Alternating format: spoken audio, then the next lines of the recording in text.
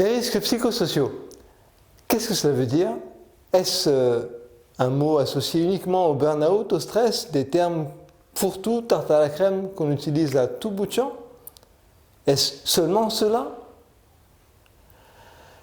Pascal Legoudou, spécialisé dans la prévention des risques psychosociaux, si vous voulez en savoir plus, suivez-moi et vous comprendrez tout sur le sujet.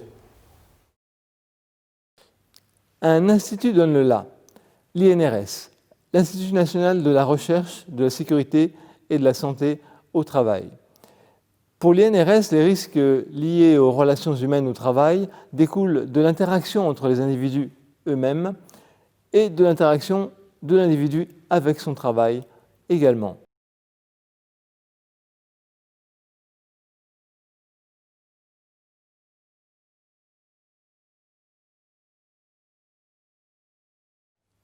Il existe 6 catégories de facteurs de risque. Le premier, c'est l'intensité et le temps de travail. Des horaires atypiques, des horaires imprévisibles, des longues journées, des injonctions contradictoires, autant de choses difficiles à gérer. Puis vient la deuxième, l'exigence émotionnelle, où clairement, il s'agit de façonner vos émotions pour être agréable en contact avec des clients, du public, des fournisseurs. La troisième concerne le manque d'autonomie. Clairement, le manque d'autonomie, il ne vous est pas demandé des avis en fait, sur votre travail, votre façon de travailler. On vous donne une façon de faire et vous n'avez pas la possibilité de vous auto-organiser comme vous le souhaiteriez, ni même d'augmenter vos compétences en faisant des suggestions. La quatrième, c'est les rapports sociaux au travail dégradé.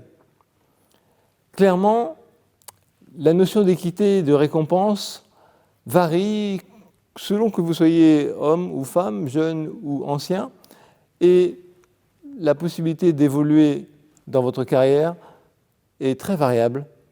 Et ça peut aller même jusqu'à des cas de harcèlement moral, d'isolation de l'individu. Les conflits de valeurs regroupent finalement tout ce qui est conflit intrapsychique qui vient heurter en fait les valeurs personnelles et morales de l'individu par rapport à ce qu'on lui demande de faire et à la façon dont on lui demande de faire.